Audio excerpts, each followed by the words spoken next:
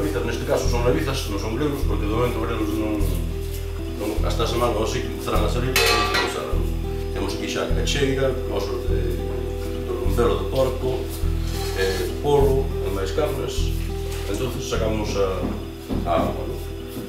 Primeiro veñen as navizas, que son que se colle primeiro, e despois cando se máis adiante salen os retoños do nabo, que é o que son os grelos. É importante que os grelos se cozan pois en moita agua. Como aquí non temos demasiada agua, pois vamos cocer uns pouquitos ovos. Vamos sobre aquí, pois, unha cuarta parte utilizaremos os asinos. Bueno, pois hoxe temos agua xa fervendo, parada de ferver, entón esperamos un pouquinho porque estaba a pota fría, entón non te colle toda temperatura, pois esperamos un pouquinho. Entón agora vamos a botar aquí uns poucas navizas destas, entón podemos, como dixen, pouquinha cantidade, bastante agua para pouca.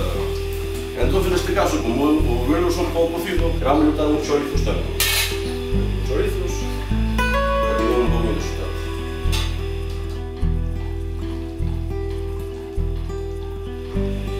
Por contrario do que moita xente do que se cree, pois os grelos hai moitas formas de facelo, non? Hai sempre en revueltos, en salteados, para acompañar pescados, para acompañar outro tipo de carnes,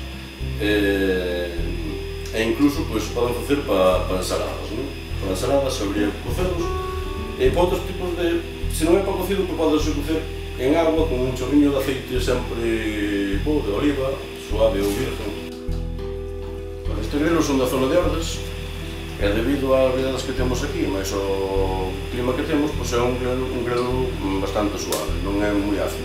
O punto de cocción dos grelos, máis ou menos un cuarto de hora, que deixamos antes, 20 minutos, e cando collemos un grelo, neste caso navizas, e apertamos o que é o tallo, e ve que se esmaga, pois é cando están cocidos. Neste caso, apertamos, e esmagase que está cocido. Un pouquinho de aceite suave, me gusta máis, pode ser virgen, pero me gusta máis suave para o grelo, para isto.